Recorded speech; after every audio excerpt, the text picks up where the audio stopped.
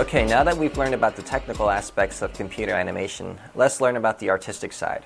Now this is the fun stuff. This is why most people get into computer animation. And before we animate anything, we need a character. So let's first talk about character design and character development. The first thing you need to do is come up with a character. And you need to figure out what the character has to look like, and you need to figure out what kind of personality this character is going to have. So let's talk about the physical appearance of the character. The key to a good character design is appeal. The character must have appeal. Appeal doesn't mean the character has to be cute or it has to be good looking or beautiful. An evil character can have lots of appeal. What appeal means is it has to be pleasing to the eye. So if you like to look at it, if you like to stare at this character for a big amount of time, then it has lots of appeal. In many cases, a simple design has much more appeal than very complex designs. Now also consider your style of animation. If you want a very stylized type of animation, then a simpler character design would be much better. Say you have a photorealistic human that you want to animate. Now the audience is going to expect this character to move like a real human. If it looks photoreal, it should move just like a real human. If you have a human and it doesn't move just like a real human would, the audience would probably not believe your animation. There'd be some sort of disbelief going on there, and there's some sort of awkwardness. So if you want to do very stylized animation, you should do something very simple. Maybe a coffee bean with two guns. That's very simple. Keep that in mind.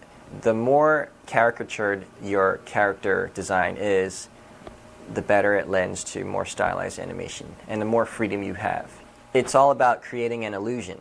If you create a character that's never been seen before, then nobody knows how it should really move, so you can animate this character any way you want. But if you create a photorealistic human, well, everyone knows how that should move. So if you can't make this character moving like a real human, then that illusion is destroyed.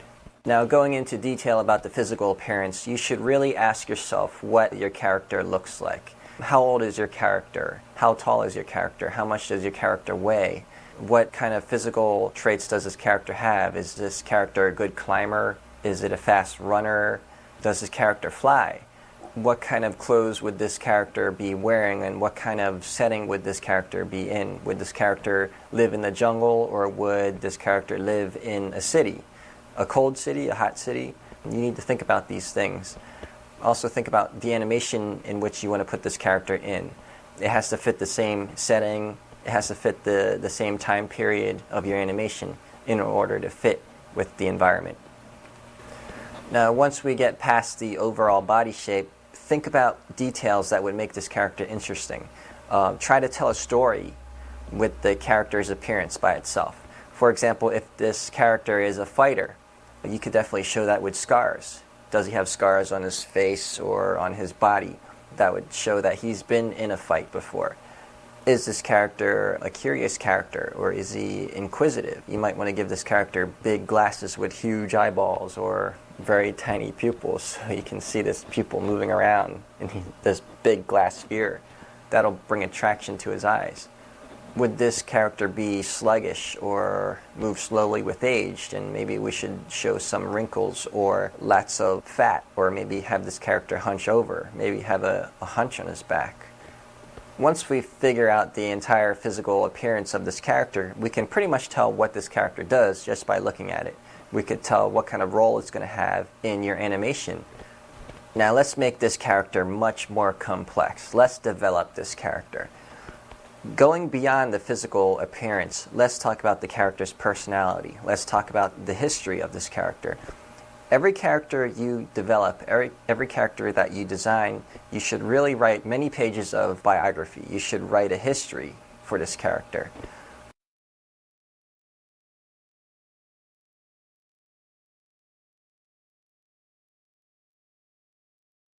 In addition to asking yourself, what does this character look like, you should also ask yourself, what kind of personality does this character have, and what kind of behavior does it have? For example, is your character stubborn? Is it impatient? Does it like to joke around? Is it serious? Is it easily irritable? Is it shy? Is it social? Is it stuck up? Is it petty? Is it violent, or is it gentle or kind? Is it selfish? Also ask yourself, what kind of behavior does it have? Does it like to eat all the time? Does it like to sleep all day? Does it like to gamble and take risks? Is it a compulsive liar? Does it like to impress people? Does it like to exercise? Does it like to read? Does it like to go out and party? All these traits will help develop your character into a more complex one. A complex character is neither 100% good or 100% evil. A complex character is a mixture of both, but leaning towards one side.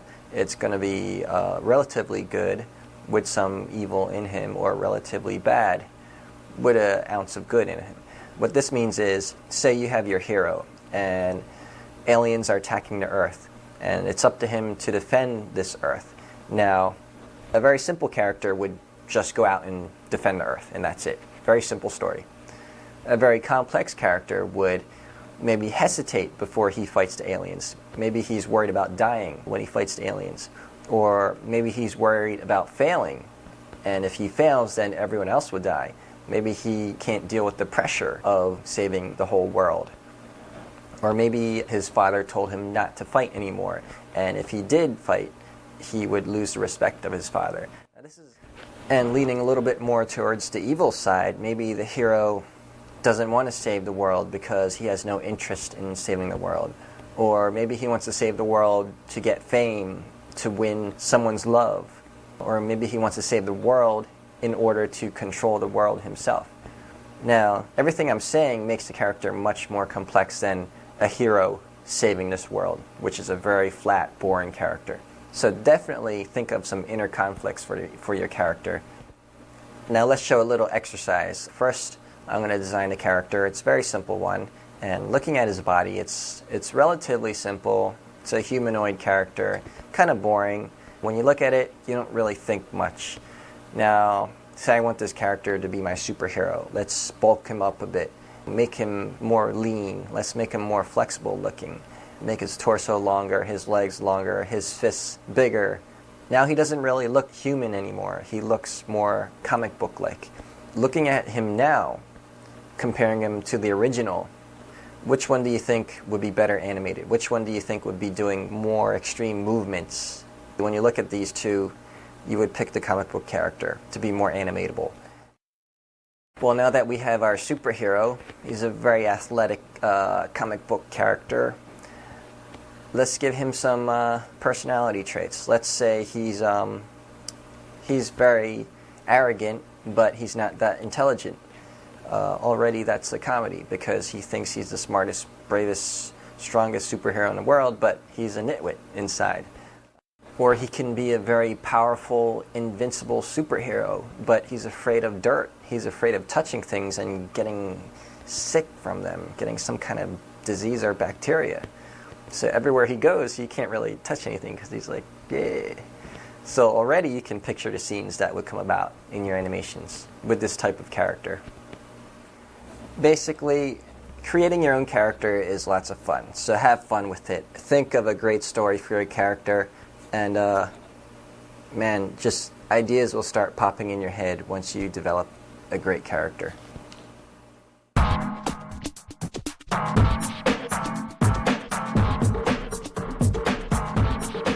When posing a character, you need to be aware of the joint limitations. As an animator, I like to use skeletal setups without joint limitations. For example, say I bend this arm. If I wanted to, I could bend it further than I should be able to bend it. Doing this can sometimes show extreme poses for very short instances, like in punches and kicks. However, you must be careful not to bend it too far so that the limbs look like they are broken. As an animator, you must have a careful eye and know how the body should move and what the body should look like as it moves. Bending it this far is obviously wrong. Let's take a look at what happens when you use joint limitations. The arm is limited so it won't rotate past 0 degrees. Now as you rotate the arm past that angle, the arm just stops. It looks like the arm is being blocked by something very hard. Ideally, the arm should ease down to a certain degree when it comes to a joint limitation. That's why I always opt to have a setup without limitations, so I can control the body exactly how I want to. And when the animation calls for extreme poses, I can do that. What do I mean by extreme poses? Let's take a look at this hand, for example. Normally, the fingers can't bend backwards further than this. If you want to push the pose to be more extreme, you would flex the fingers back even more. Now this pose is much more expressive than before. There's a certain level of intensity in a pose like this. This may be physically impossible for a hand to do, but we're talking about animation. This isn't physical therapy. Taking our poses to the next level will make your animation more stylized and unique. Here's an example of where you would use a pose like this. Say we have a character who wants to cast a magical spell. Using an extreme pose in the fingers will accent when the magical spell is cast. As you can see, the extreme pose is very quick and it doesn't last long enough for the audience to see that the fingers are broken, but it lasts long enough for the audience to notice it. If we had limits on the finger joints, we wouldn't be able to be as expressive as we are when using extreme posing. There's one area in the body where we should be careful not to be so extreme, and that is in the rib cage. Normal people can use their clavicles to hunch their shoulders over and slouch a little, or pull their shoulders back and have their chest out. But they can't bend from the mid-rib cage area, or that mid-upper chest area. The reason for that is because the vertebrae in your spine are fused in the rib cage area. That makes the rib cage firm and strong enough to protect our internal organs, like our lungs and our heart. If we could fold the rib cage, we would really hurt ourselves. So when you see a setup that has a joint in the center of the rib cage, be very careful on how much you use it. If you do use it very slightly. This is what happens when you use it fully. As you can see, the chest will compress in and be stretched out. When you twist from that joint, your chest will actually shear. Rotating from that joint is very abnormal looking. If you do use that joint, use it very slightly. Here's what the rotations look like if we don't have that extra joint in the rib cage. The rotations look much more normal and the rib cage more solid. If you're worried about your character looking too stiff, don't forget about the clavicle motion. That adds a lot of flexibility to the chest area. So as you can see, I totally omit that extra bone in the rib cage area. By doing so, I don't even have to worry about it, and I also have one less bone to animate. Now let's talk about the balance of your character. If we take a look at this character, he is in the default standing position, and we know he is pretty balanced and won't fall over by himself. How do we know he is balanced? Well, it mostly has to do with the center of gravity of your character. To explain this better, let's simplify the shape of our character. If we were to take this cylinder and spin it freely in the air, where would the pivot point be in this object? It would pretty much be in the center over here. This point is the center of gravity for this object. If we point an arrow straight down from the center of gravity, we can see that the arrow goes through the base of our object. The arrow really represents gravitational pull. By seeing that, we know the object is balanced and will not fall over by itself, because the weight is centered directly above the base.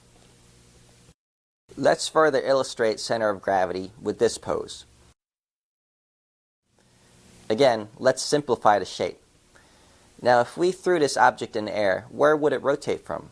Pretty much from this pivot spot. That is our center of gravity. If we point an arrow straight down from that center of gravity, depicting gravitational pull, we see that the arrow does not go through the base of the object, but rather in front of it.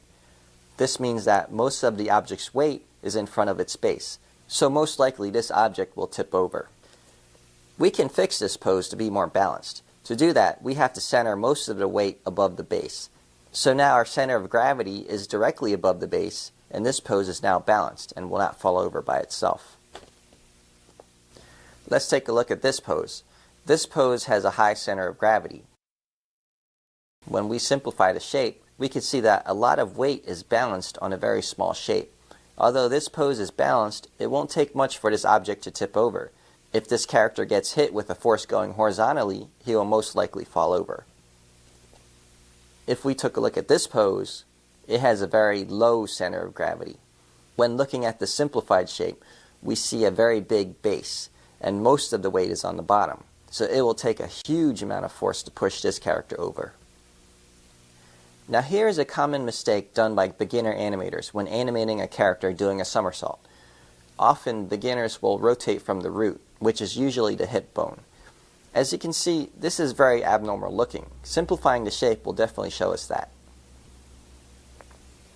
In this pose, the center of gravity is not the root of the character.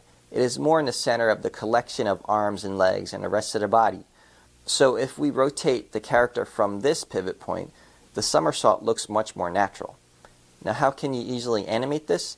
Just parent or constrain the character to a null object and position the character so that the null object represents the center of gravity. Now all you have to do is rotate that null object. Posing a character is sort of like acting. Different poses can mean different things. That's what body language is. You are communicating through your body pose. For example, if your character is standing up straight with his chest out, then he is feeling confident or proud. If your character is hunching over with his head down, then he is feeling depressed or ashamed. If your character is hunching over with his head up, then this character could be devious or sinister or planning something evil. Take a look at these next few frames and see if you can describe what is going on between the characters and what the characters are feeling.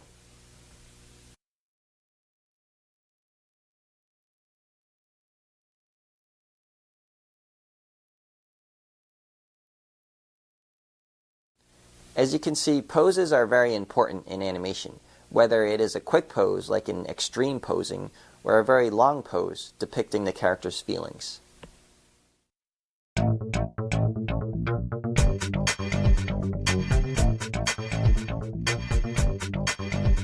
We're working in 3D, and by the nature of 3D, our animations will have depth, right? That's not exactly correct. For example, in photography, pictures can look very flat. If we take a picture of a box, and if the box is facing right at us, we can't really tell if it has depth or not. Even though we know the box is three-dimensional, the box definitely has depth. We can't see it in this photograph. But if we rotate the box and take a picture of it again, we now have a perspective view. We can see the depth of the box. We can see the corners kind of shrinking down as it goes off into the distance. This picture has lots of depth as compared to this picture, which is very flat. Same thing goes for our animations. If our poses look flat, it's not very interesting. Poses with depth are much more interesting. Also, if your limbs are symmetrical, if your pose is very symmetrical, it's very flat. For example, if the character is facing you with his arms out to the sides and both arms are doing the same thing, that's what we call twinning in animation. This is a very boring pose because it looks flat, both arms are doing the same thing. Nothing really is interesting in this pose. Everything in nature is not very symmetrical. There's a lot of asymmetry in nature.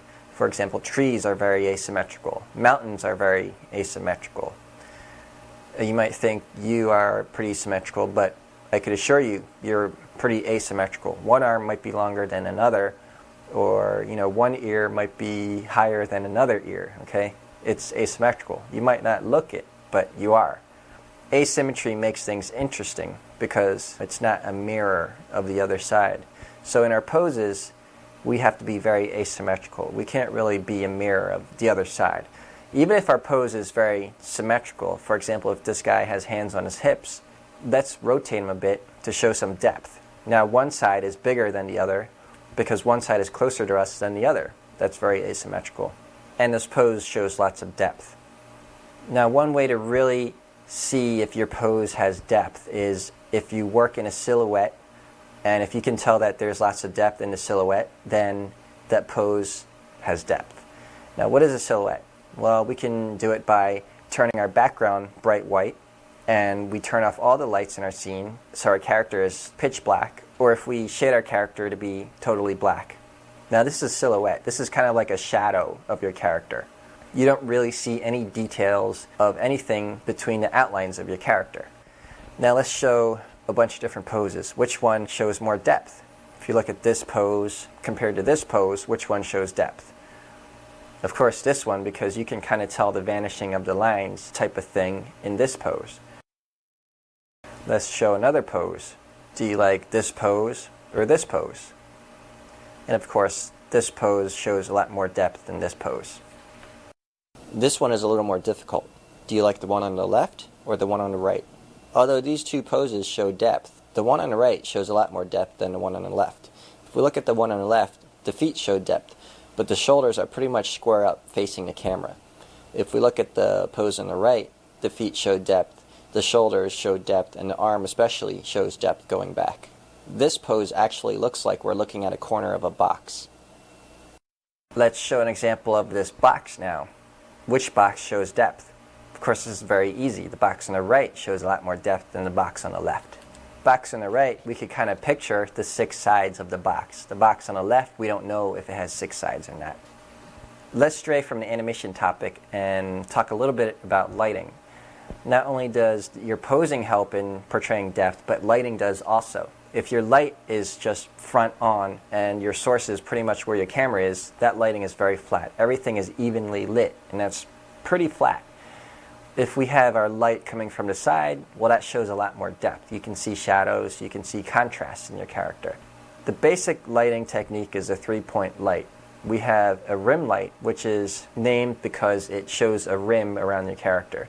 It's pretty much a bright light shining from behind the character. It kind of creates this outline showing the surface of the side of your character. Then we have a key light that shines from above and to the side, and that's the brightest light in your character. And that shows a lot of contrast for the surface facing us towards the camera. After this, you can see one side is very dark, and we put in a fill light, which is much dimmer than the other 2 lights, just to fill in those shadows, to show detail in those shadows. And now, if you compare this lighting to this lighting, the one on the right shows so much more depth than the one on the left. And that's a big difference that lighting can make in your 3D animations. Okay, enough about lighting, let's go back to animation.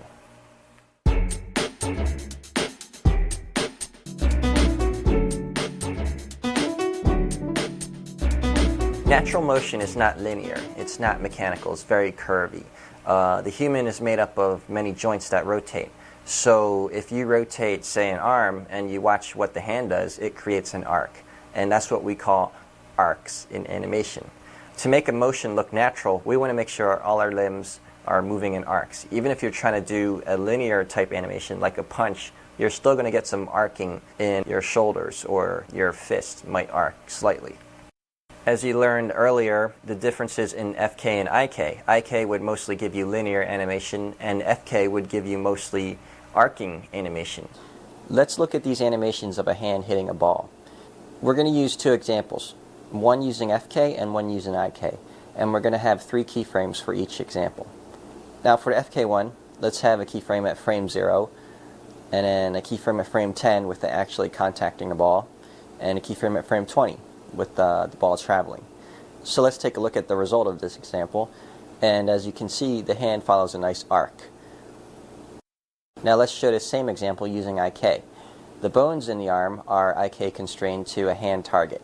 So at frame 0 we use the same pose, frame 10 we do the same pose for the IK target, and then frame 20 we do the same pose. Now the resulting animation is not that much different, but it's different enough for us to take notice. As you can see, there's a slight arc in the animation, but there's not this very round arcing motion.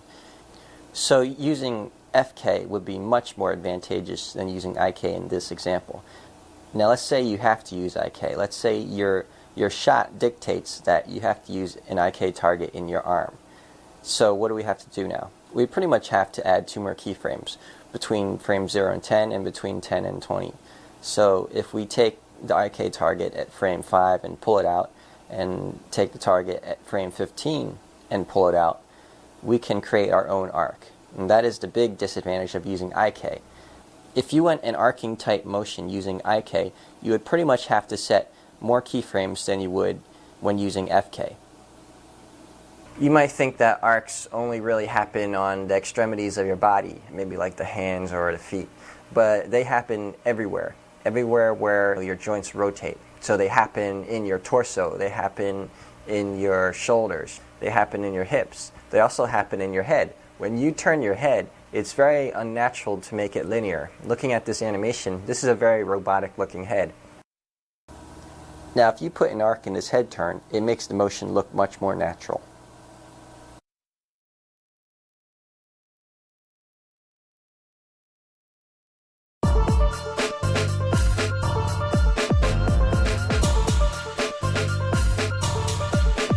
Your actions in animation have to be clear to the audience. If your audience is not prepared for the action, they might be confused or they might miss your action altogether. So you have to let your audience know when your action is coming. That's what anticipation is. Anticipation lets the audience anticipate your next move. It's very important, especially in your primary action. Your primary action is the main action that you want to get across in your animation. Now, how do you show anticipation in an animation? Well, most of the time, it's the exact opposite motion of what you want to show. So, say you have a character who wants to punch someone. If you just have him punch, that could come as a complete surprise to people. It might be good in a fight. You can actually surprise your dude you're hitting and actually hit him. But if you're watching an animation or if you're watching any kind of show, the audience might be like, whoa, what just happened there? So you definitely have to give them an anticipation. You want to reach back with your fist and kind of wind up for a punch. And once your fist goes back, you definitely know this character is going to throw a punch. A classic example of anticipation is with a bow and arrow. Well, the arrow can't go anywhere unless you pull it back in the bow and then you release it and then the arrow shoots out. The anticipation is the pulling back of the arrow. The action is the releasing and the arrow shooting forwards. Another case where anticipation is the exact opposite motion of your action is, for example, a jump. When you jump, you kind of squat down before you leap up into the air. So you squat down into a tight little ball and then stretch out and just pounce out of there all extended. Scrunching up into a ball is the exact opposite of pouncing up and stretching out.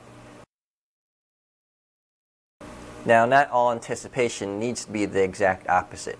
Say a guy eats a pizza and it's gone bad. Now, we want to show a puking type animation, but how can you show the opposite of puking? You know, that doesn't really make sense.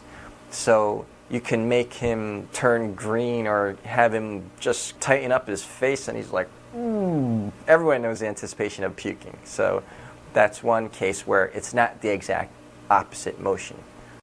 Let's show an example of how to make an animation clear with anticipation. Well, we have a character typing away at a keyboard. So what's going on here? What's the important action? Well, as we can see, you might have missed that. The important action was pushing that red button. It wasn't a grandiose action, so if we use anticipation to draw attention to that action, it's going to be much clearer. So let's go back to this animation and put in our anticipation. There you go. The action is very clear. The hand goes up, the finger goes up, and we're like, well, what's that hand going to do? Well, it must come down, and it comes down on that red button. That's what we want our audience to see, because that's the primary action. Anticipation can also be used for comedy, when you surprise the audience, when you set the audience up for something to happen and that doesn't happen, something else happens, and that becomes funny. So let's watch this animation again, and let's show how anticipation might set up for some comedic act.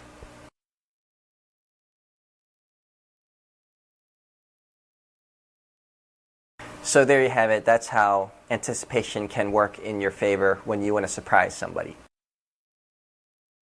This type of surprise happens a lot in movies, maybe a scary movie. Say you have a character that's going to open up a door and he's very scared of what's behind that door, and it builds up this whole anticipation of what is behind that door.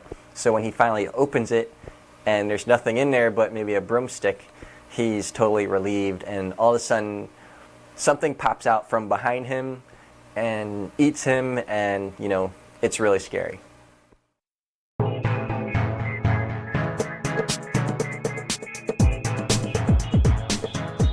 Let's talk about slow in and slow out, or ease in and ease out.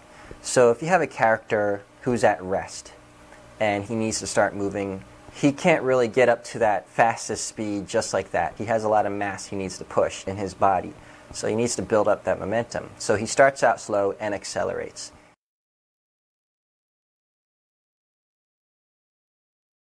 Now, as he's going, when he's in that high speed and he wants to slow down and stop, he can't stop on a dime because that's not natural. So he needs to slow down and ease down.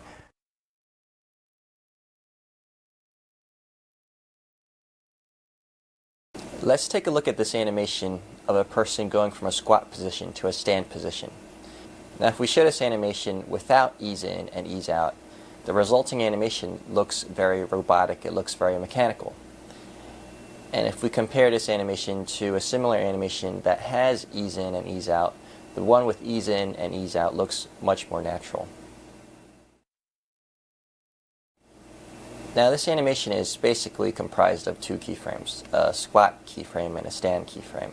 So by looking at the graph editor, the curves look very linear for the one that does not have ease in and ease out. Now this is what the curve should look like to have ease in and ease out. As you can see at the beginning, there's an acceleration motion, and at the end there's a deceleration motion. Now keep in mind, this is for only one bone for the entire body. So you would actually need to go back to every single bone and add the ease in and ease out to the curves. Fortunately, this type of thing happens by default with your software because of our spline interpolation. But in the beginning and the end, there's no spline to interpolate from before your animation and after your animation. So you need to flatten out those curves. Start the curves totally flat with a zero tangent, so it gives that spline a chance to accelerate up or down. And same thing for the end of the animation. You want to zero out your tangents and flatten them, so it gives a chance for those splines to kind of ease down into a slow stop. Ease in and easing out is very important to making your animation look more organic.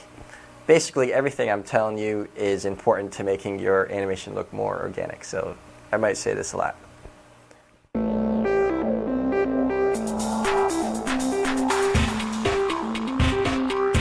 A similar topic to ease in and ease out is a moving hold.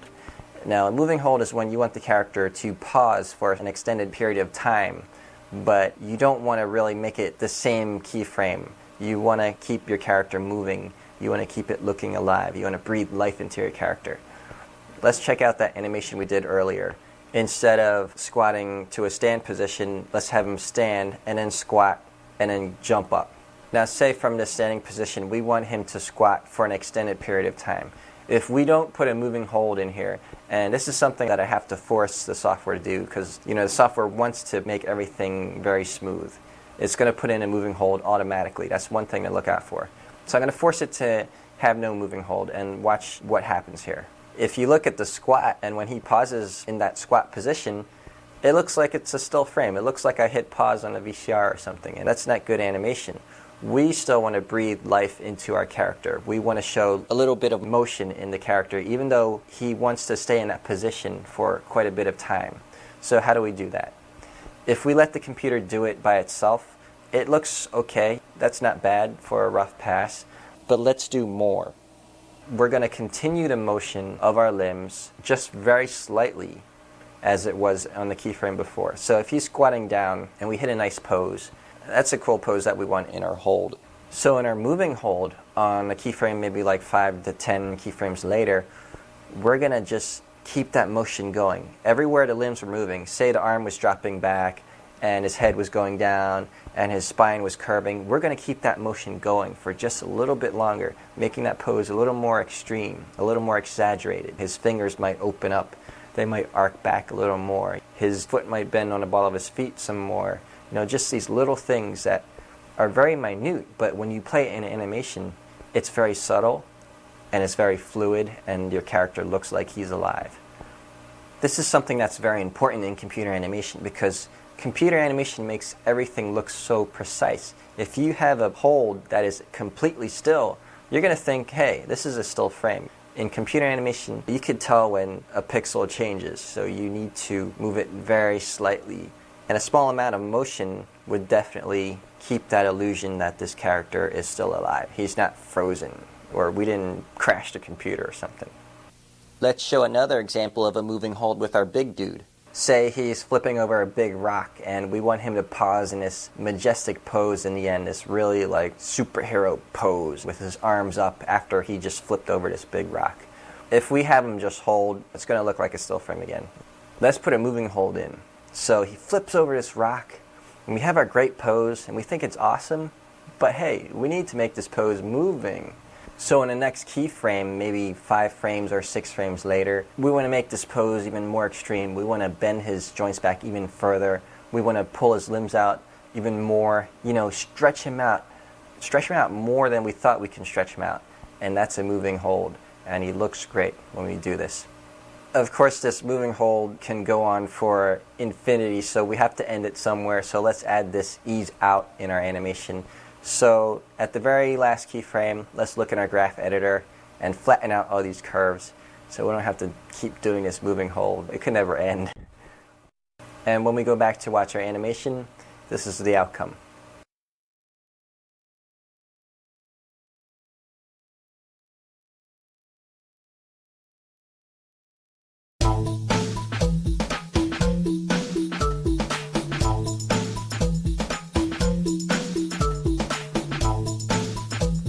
Now we're going to talk about squash and stretch.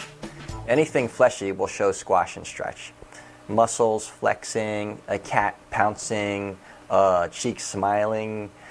The important thing to remember with squash and stretch is that you must conserve the volume. So if it's a squash shape, it still must retain the volume it has in its original form. If it's a stretch shape, same thing. It must retain its volume. So an object that is squashed to become shorter must also become fatter. And an object that is stretched to become taller must also become thinner. Otherwise, if you squash it without conserving a volume or without making it fatter, it looks like the object decompresses, which is abnormal. Likewise, if you stretch it without conserving volume or without making it thinner, it looks like the object is being inflated, making it look like it's being blown up or something like that, and that's abnormal too. Now let's show an example with a ball squashing, but this is no ordinary ball. This is our Jello ball, and it's not going to squash like a normal ball. Otherwise, we would just squash it down in the y-axis and fatten it in the x and z axes. But no, this is our Jello ball. It's like a blob. We're going to use a technique in Animation Master. It's called pose sliders. Now the idea behind it is we're going to deform our object with a slider. So how do we do that? Pretty much what we need to do is remodel our object into the shape that we want it to be deformed in. So, for example, for our Jello-like ball, in the squash position, we want to remodel it into a squash blob-looking thing. In our stretch position, we want to remodel it into a boogie-looking thing, like a snot or something. Let's do that. At one extreme of our pose slider, we have our squash, and we'll remodel it, pulling it down, pulling these points. It could be quick and dirty. Now when we test it out, as you can see, I didn't conserve the volume, so we have to make this blob object fatter than what it was. So let's pull these points out, making it fatter. Test it again, looks okay. At the other extreme of our pose slider, we have our stretch position. So, stretch it out, we could scale this, pull these points, and that's our snot-looking object. In the middle of this pose slider is, of course, the default shape of our object. So now when we animate this, say we drop this ball and we want it to just splat on the ground. We definitely need to show contact points. A contact point is when one object is in a collision course with another object, you must have a keyframe where the two objects touch just before the impact. Otherwise, in your animation, you might miss the impact. So let's drop our ball, and in free fall, right now it's in its original form. And as acceleration of gravity takes its toll, it's going to pull this blob into a snot-looking form. Just before it hits the ground, let's go to that keyframe. It's going to be in its longest form, its stretched out shape. And we can do that with our pose slider. Just slide this slider all the way to the end, and we get this nice-looking, snot-looking shape that's kind of touching the ground.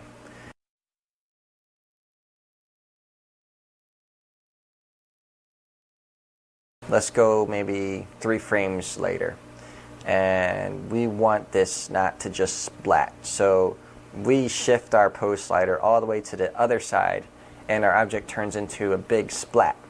So make sure it's in contact with the ground, and that's it. Now we play back this animation, and plop, that's our Jello-like ball. It just plops on the ground. Now we can also add some more stuff into this. Let's add some jiggling of this ball. It's not made of pudding, it's made of Jello.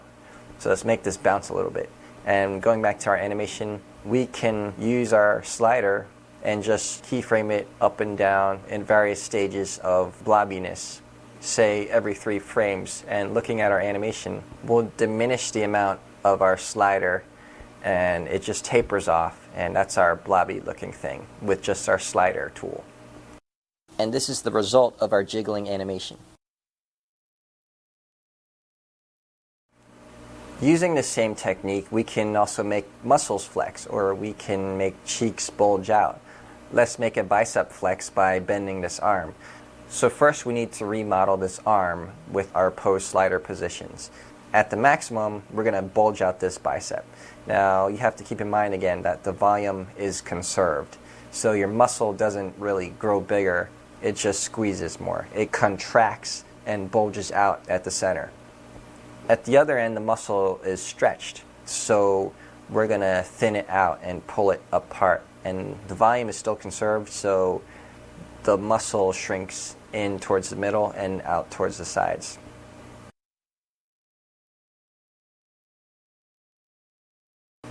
Now, in coordination with our animation, whenever we bend this arm, we're going to slide this pose slider to contract our muscle. And whenever this arm relaxes, we're going to slide it back. We're going to stretch out this muscle.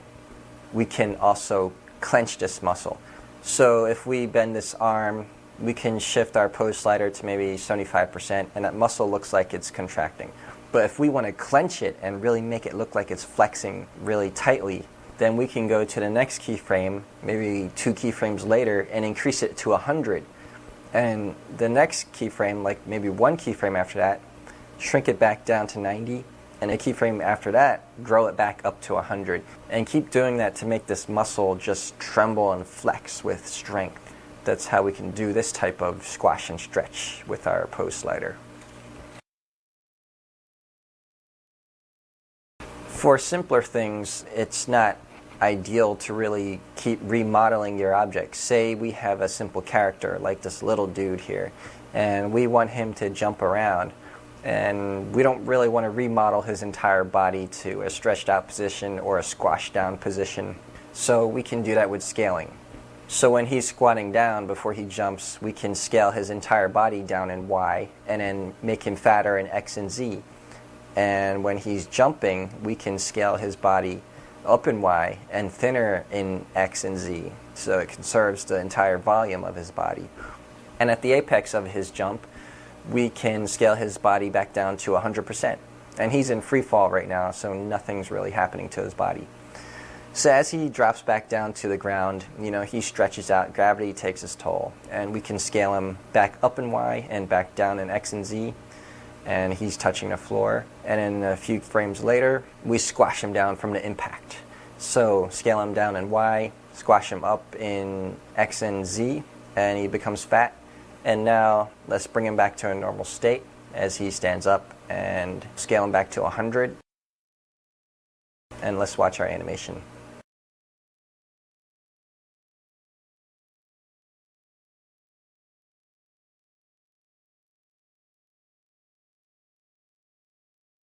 So that's a very simple, quick, and easy way to do squash and stretch in computer animation.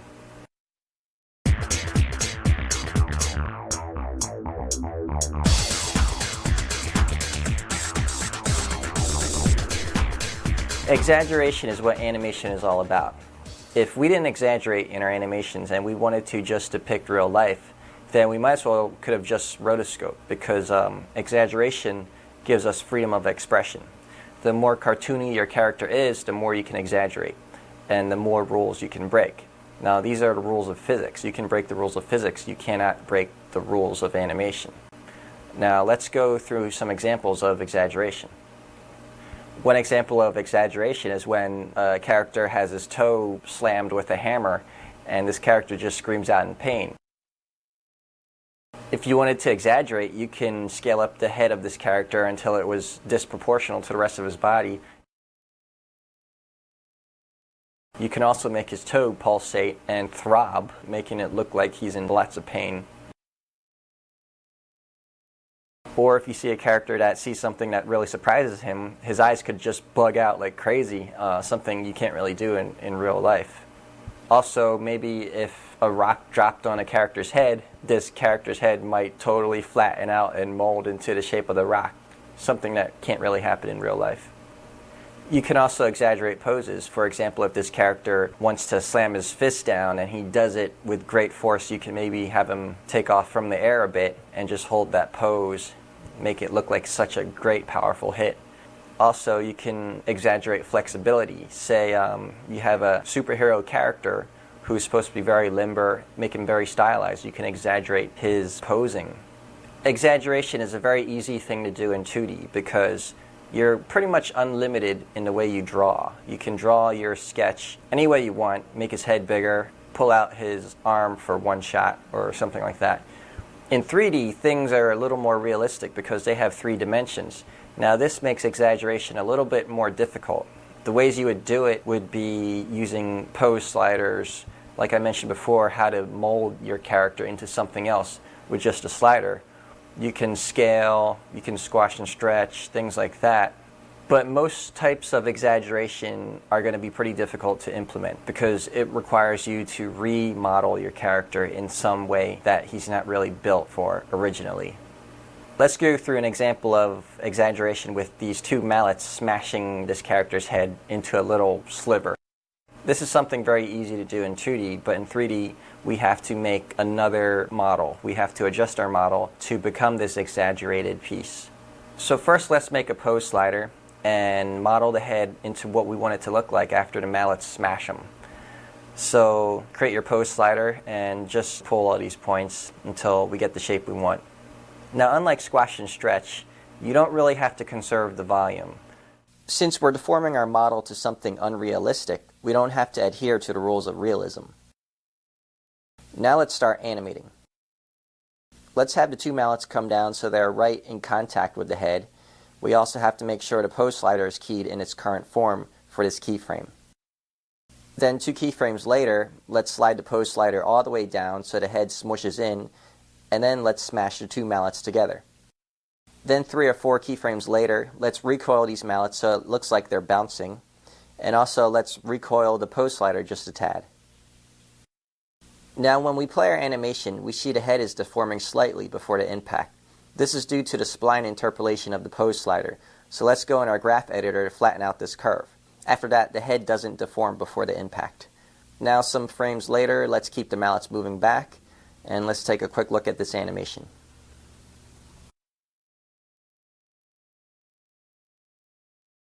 Now let's add some vibration to this head after the impact. Let's wiggle the head every 2 keyframes. Don't worry about being exact because we can adjust the motion in the graph editor.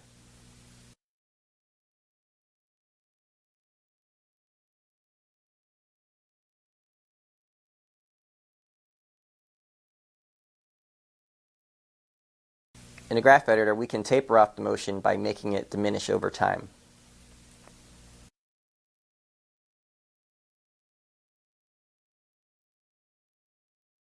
And this is our resulting animation.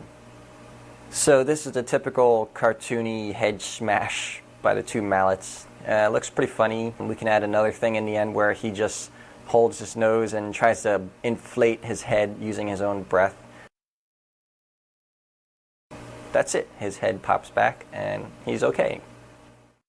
So exaggeration teaches you to be free in your animation. Not everything has to look realistic. Sometimes you just want to have fun.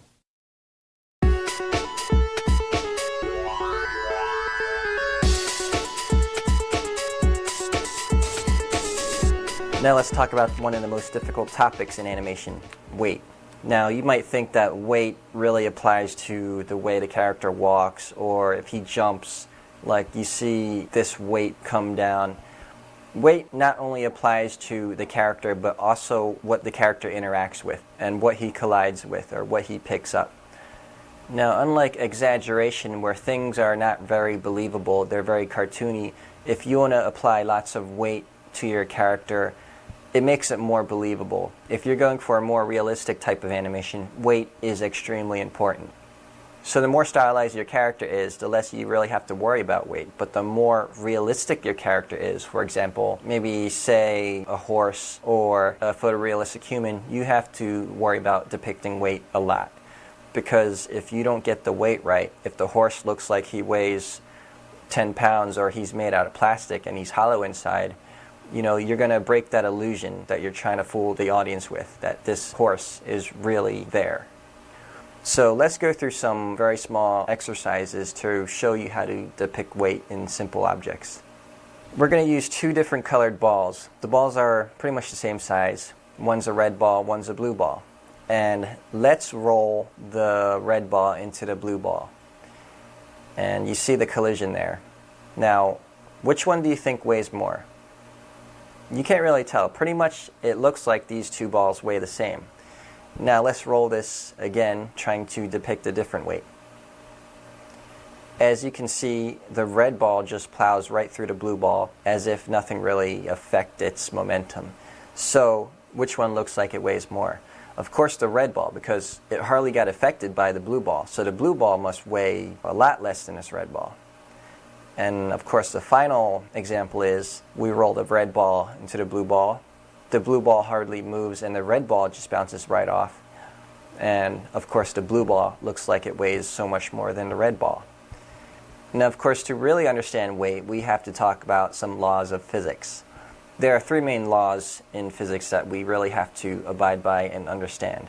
The first one is an object in motion stays in motion, meaning an object has a certain inertia, it has momentum. So there's an energy in it that keeps it rolling, and it's going to take some sort of energy to make it stop rolling. The second law is energy is neither created nor destroyed. It is merely transferred.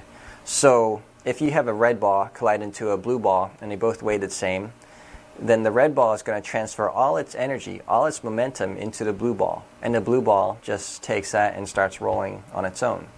So when you stop something from moving, all that energy from its momentum has to go somewhere, and it's going to get transferred into that object that stops it.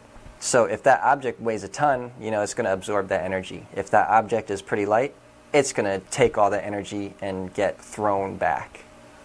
And the very last law in physics is every action has an equal and opposite reaction. For example, if you have a gun and you fire the gun has lots of recoil. It shoots out the bullet, but the power of forcing that bullet to shoot out has the opposite reaction on the gun, so the gun jolts back.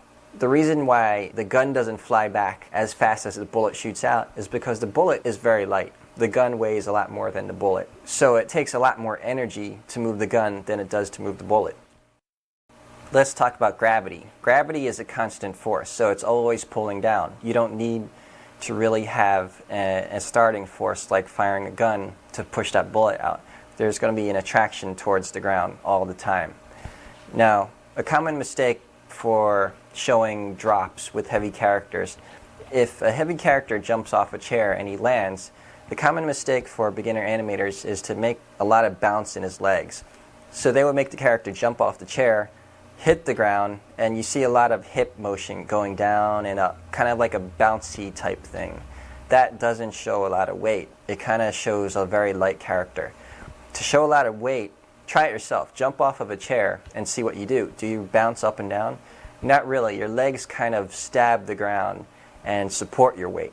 Because the thing you have to be aware of is that not only are your legs supporting your hips, but they're supporting your stomach, your chest, your head, your arms.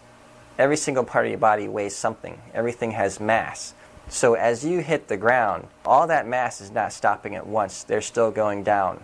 So there has to be a hard edge when you drop and when you show a lot of weight. So let's show this jump off the chair again and show this variation. Now when you see this character hit the ground, he pretty much stabs the floor with his feet and his body motion just stops. It doesn't really recoil back up. It just hits, he stops, and then maybe he eases back up. This shows a lot more weight than the other one. Let's take a look at the bouncy version of this animation again, but let's look at it with the graph editor in real time. Now we're looking at the blue curve. That is a translation going up and down. As you can see, it's relatively smooth. You have the curve going down and then coming back up in a nice U-looking curve. And that's not too realistic if you want the character to look very heavy. What this does is it makes the character look pretty light and pretty bouncy. Now on the other hand, if you look at the very heavy looking animation, the blue curve does not come back up in a very smooth U-like curve. Now it looks like it drops and it doesn't really ease down, and it kind of stops and stays at that level plane for the rest of the animation. And as you can see, there's a lot of up and down motion in that blue curve after he lands, and that creates a very wobbly looking type of animation. There's a lot of weight, there's a lot of fat jiggling around in this character. Now let's talk about picking up heavy objects. Let's show an example of this small light character trying to pick up this heavy boulder. To this character, the boulder weighs a lot compared to his own body weight, so he must use a lot of leverage when picking up a heavy object. Now, how would a character pick up this heavy thing using leverage? Well, he would bend from the hips, bend his knees. Pretty much everything comes from the hips. All motions really come from the hips. So if we make the hips move first while keeping the rest of the spine more or less down to pick up this boulder, we can kind of layer this animation. So let's move the hips first, then the mid-back, then the chest. And you get this kind of dragging motion. Doing this really shows that the hips are moving first. Now this is kind of going into our next topic, which is called overlapping motion. But pretty much the principle is not everything moves at the same time. If we were to move the hips and the chest at the same time to pick up this boulder, watch what happens. The boulder looks really light, and it looks like this character picked it up without any effort at all. If we separate the keys, if we lag the chest behind, it looks like this character is really straining. Looks like this boulder is forcing the character's chest to lag behind. This is sort of where power comes in. Say you have a power lifter and he wants to lift this rock up, and he can't do it slowly because it's just too heavy. So somehow he has to create momentum with his body to get this rock off the ground, because gravity is pulling this rock, but he wants to pull the rock in the opposite direction. Remember the one law of physics: an object in motion stays in motion. So let's start with a downwards motion, some anticipation before he pulls up with the rock. So now, if we show him accelerating up, that gives us a sense of momentum, helping him pick up this rock. Now in the standing position, when he gets the rock up, he can't really stand totally straight up and down because that rock is more or less in front of him and it's going to tip him over. Remember, center of gravity. When he's standing up straight, where is his center of gravity? Pretty much dead in the center. If we have the rock in front of him, that center of gravity is more or less in front of him. So he has to really balance that out by arcing his back and putting some of his weight behind him while this big rock is in front of him. And now he's pretty balanced. We can also stabilize his balance if we spread out his feet too. Then his center of gravity spreads out between the 2 feet rather than being in this one small pivot area. Now let's see a different character pick up this boulder. Let's get our big dude to pick up this boulder with one hand. As you can see, it doesn't take much effort for him to pick it up because he's so much bigger than this boulder. As he bends sideways to pick up the boulder, what is his other arm doing? Well, it's sticking out more to counterbalance himself. Because remember what I told you when posing a character and the center of gravity. If you bend this character sideways to pick up the boulder without counterbalancing, like say his arm is down, where is the center of gravity? Well, you can see that it's pretty much between the boulder and his leg. So if he picks up the boulder, that boulder no longer supports the ground. It doesn't touch the ground. It doesn't support this monster. And all this weight is now tipping over. If he doesn't counterbalance with his other arm, then all that weight is going to tip over. He's very unbalanced then. Now we want to show some sort of weight when this character is picking up the boulder. If we were to pick up the boulder like this, that's extremely easy. The boulder looks like it's pretty light. Even though this character is very strong, this boulder looks like it weighs nothing.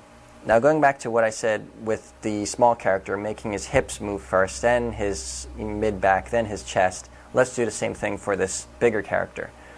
Just like how we did with the green guy lifting a rock, we're going to lower this blue guy to get some anticipation. And we're also going to lower him so he has some room to accelerate upwards. So the hip, the stomach, the chest, everything goes down. On the next keyframe, we're going to have the hips go up, but we're going to have the stomach and chest still going down. Now that gives us the sense that the hips are moving first. The hips are the things that are going to generate the power. So on the next keyframe, the hips is still going up, and the stomach now helps lift up this rock, while the chest is still dragging down behind. And look at the arm. The arm is straight now.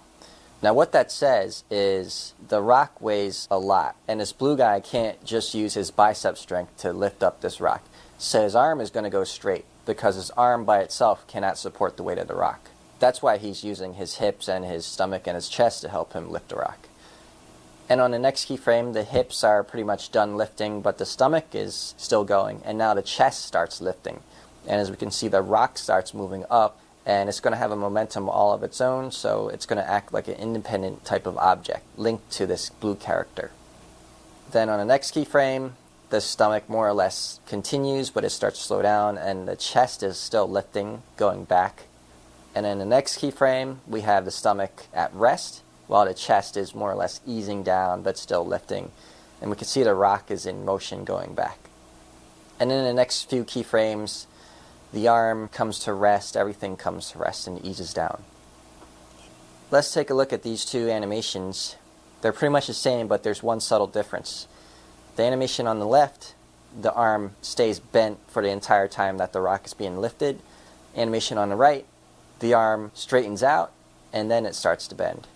Now upon closer inspection, if we look at the animation where the arm remains bent the entire time where he lifts up the rock, it looks like his arm is strong enough to hold this rock up. So now we're thinking the rock is pretty light. And in this animation, it looks like the rock is maybe hollow or something. It's pretty light. He can control it with his bent arm throughout the whole animation.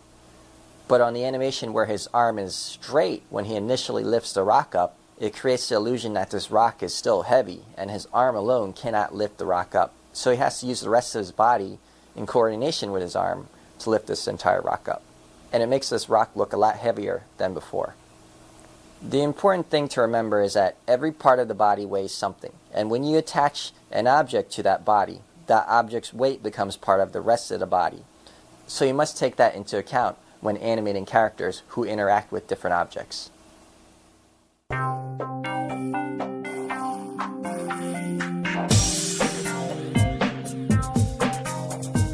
The next topic of overlapping motion and follow-through pretty much goes hand in hand with weight. Now, things don't all stop all at once. For example, if I punch a wall and my hand stops instantly, well, my sleeve still wants to go forward and my skin even wants to go forward. This is quite a problem in 3D because everything is based on a wireframe model. Everything moves together. If you attach a wireframe model to a skeleton, those bones are going to move that model, and you're not going to really get a lot of follow-through in that. Well, new technologies in computer animation allow the computer to automate those processes for you. For example, particle hair flows behind the character. Soft body dynamics allows the character's skin to jiggle, maybe its fat to bounce up and down. But sometimes as an animator, you must rely on your own skills, and sometimes you don't have those features in the software. Also, it really depends on the time and budget of your production. For example, if you have a shot where a fat monster is stomping on a car, well, you have to weigh the balance between doing a lot of the research and development to make the belly jiggle, to make the skin jiggle when that monster stomps on a car, or just hand animating all that belly jiggle. Now you have to keep in mind, if the director is very picky and he likes to change things, you might want to automate this, because if you know that you're going to have to change it many times, animating fat and belly jiggle is very tedious, it's very time consuming. So you probably want to automate that. But if you have the animation approved and the director's like, okay, just animate the belly jiggle, and that's all you really have to do, and you only have one shot to do it in, then it might not be worth all the research and all the development to put the belly jiggle in using the software features. It might be easier just to animate that. The smart thing to do is definitely animate the body first and worry about belly jiggles later after the animation is approved. That's going back to working in the hybrid method of working in layers. So every part of your body has some sort of weight. Your hands might weigh maybe 5 pounds. Your arms might weigh maybe 15 pounds. All of that stuff doesn't stop at the same time. If I fall on the ground, my body just doesn't stop. My arms bounce around, my hands bounce around, my fingers bounce around, my head would bounce around. And if you wanted to add clothes bouncing around, well, damn, that's going to be hard unless you have a cloth simulation. That's why in the old days you saw a lot of bald characters with no hair and lots of characters wearing skin-tight clothes. So there was no follow-through in that, because animating that by hand is very difficult. So let's go through an example showing follow-through. Let's have our little small character and let's put antennas on him. And in each antenna we have 3 joints, and let's make a little ball at the end of this antenna. So it shows that this antenna has some weight at the very tip of it. So first I'm going to show you how to animate this the easy way. Let's start with this character. Say he's in midair and he's dropping towards the ground. He's dropping, his body is elongated, his antennas are straight up because the wind drag is causing friction while gravity is pulling down. You know, everything straightens out.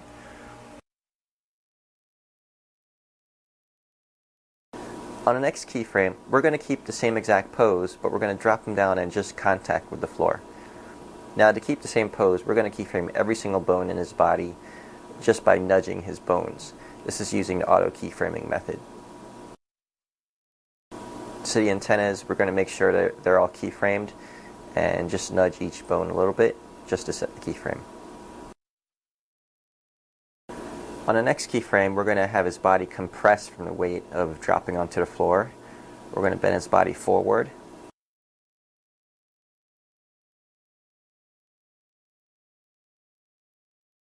And we're going to bend the antennas back because the antennas are being dragged by air friction.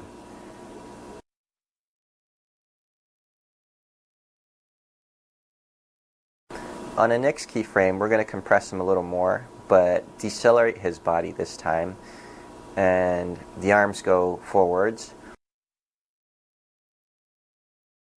And because of the deceleration, we're going to bend the antennas forwards because the antennas have a weight at the end of it. And on the next keyframe, let's show this character in the process of getting back up.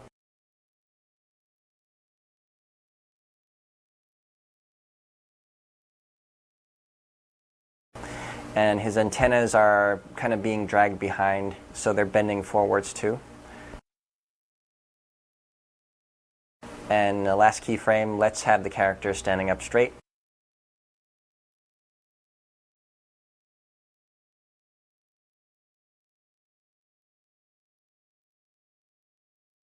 And his antennas are straight.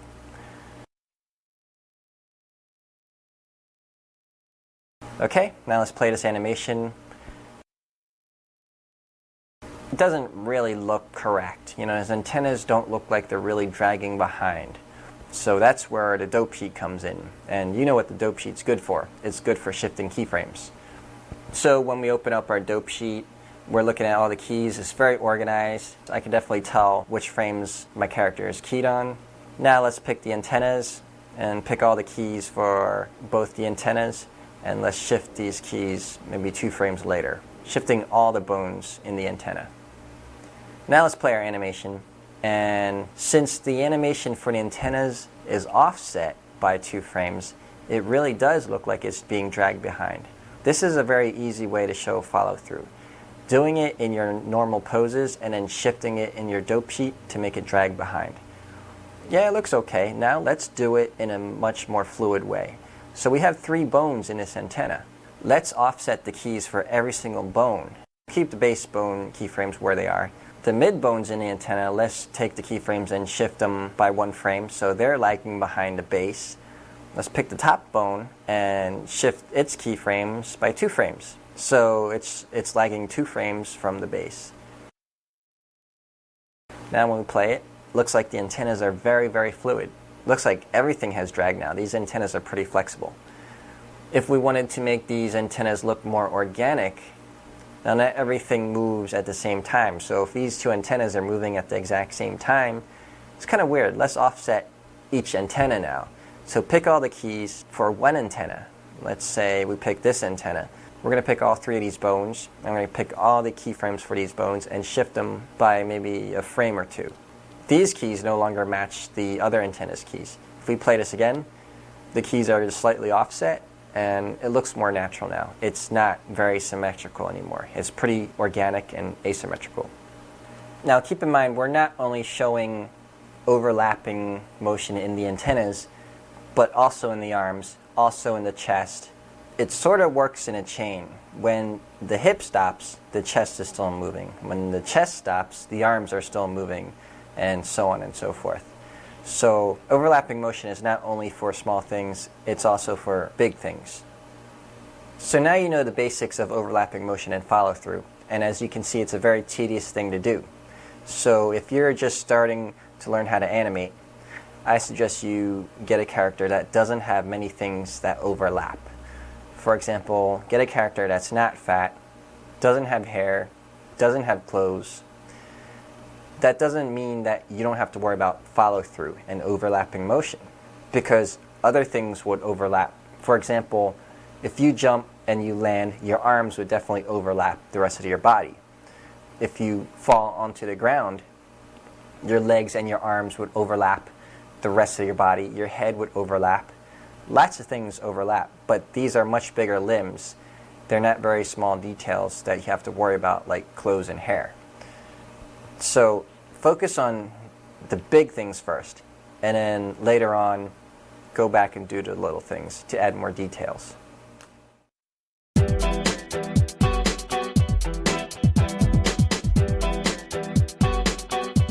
Let's talk about the staging of your animation. When you stage out your animation, you want to force the audience to look at exactly what you want to show them. There's a lot that goes into staging. The camera angle, how far the subject is from the camera, what kind of action is being performed, things like that. For example, if the camera's pretty wide and you can see the entire body of your character, well then the audience is going to expect to see the entire body moving. They're going to expect something out of this entire body. But if your camera is very close up to the face of this character, then the audience is going to expect to see something going on in the face of this character, something important going on. For example, maybe a fight scene, you would probably want to show a very wide shot showing the entire bodies of these two characters fighting. And in a very emotional dialogue scene, you would probably want to see a close-up showing emotion in the face, while the body's not really doing too much. Now let's go into more detail with staging. Now that we can literally point the camera to what we want the audience to look at, we also have to do it in our animation. We have to make our animation clear enough so that they see what we want them to look at in our animation. For example, let's show this character taking a coin out of his pocket. In this animation, it's not very clear. You might say, hey, I could see this coin. I could see him take the coin out of his pocket. But compared to this action now, you can see that he takes the coin and shows it to the side, which is much more visible than showing it in the front of him. What's the reason for that? Well, say he's a green character and he takes out a green coin. It could get hidden in his body if our lighting is not good. But if we have the coin shown towards the side of him, hey, that's very clear. His arm is sticking out there. It's making his body look disproportional. And it's an unbalanced pose. So it keeps our eye moving. We're not going around the outline of his body. We're looking at this unbalance towards the side. It could be like a magician wearing a very big black coat and very bright white gloves. Now, he doesn't want you to see what's going on under his coat. He wants you to look at his hands, you know. That's where all the trickery comes in. So just like working in a silhouette for posing for solid drawings or solid poses, we can work in a silhouette for staging. So compare these two animations. We show this guy taking out a coin in this pose, and we show a guy taking out a coin in this pose. Which one is clearer? Well, definitely we can't tell what's going on in this pose. Everything's like pitch black. I mean, I don't know what he's taking out. In this pose, we definitely can tell he's taking out some sort of circular object. So that's a good test for your animations to see if they're clear or not. If you want the prime action to be very clear, you must work it out in a silhouette. If it's clear in a silhouette, if we could tell what's going on in a silhouette, we could tell what's going on in a normal animation. Otherwise, things might get hidden, things might get confused. The audience may not know if they really should look at something.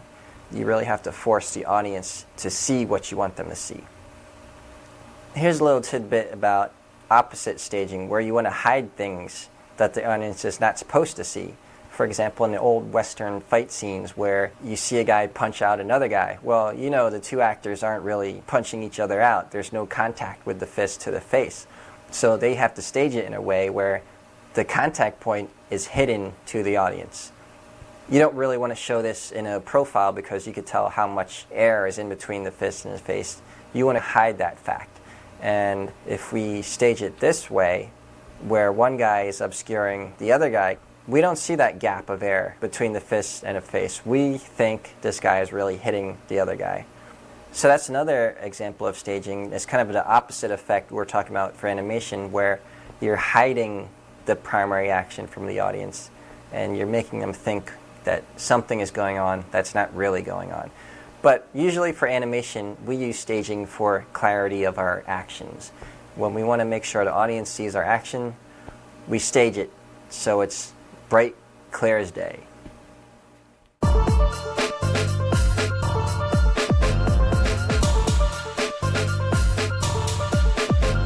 Let's go a little bit into acting and talk about secondary actions. Now, you have your primary action, which is the action you want the audience to see. For example, if you want a character to punch something, well, punching is your primary action.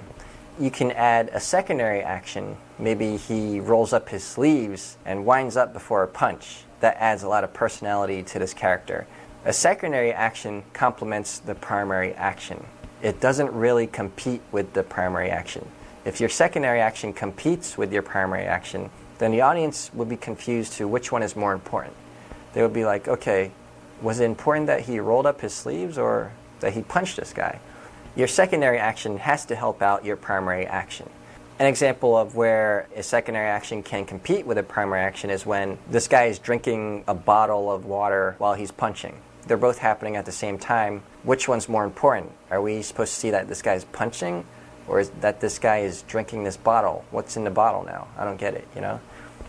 That's where the secondary action is competing with the primary action. We can fix this if we separate those actions by time. Say, for example, he drinks first, then he tosses the bottle, then he punches. Well, now the drinking of the bottle becomes a secondary action because it's like he's quenching his thirst before he does this athletic act. It no longer competes with the punch anymore. It becomes more complementary than being a competition. So secondary action is more in tune with acting. You should know your character well. I mean, your character might not be the type to drink a bottle before he punches. He might not be the type to wind up before he punches.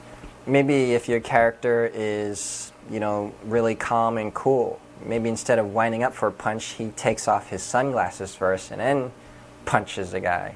Or maybe this guy is like so arrogant that he can defeat his opponent. He looks at his watch and then yawns and then he punches the guy. So if you know your character well, then you should be able to come up with many different types of secondary actions that would fit your character and that would complement your primary action.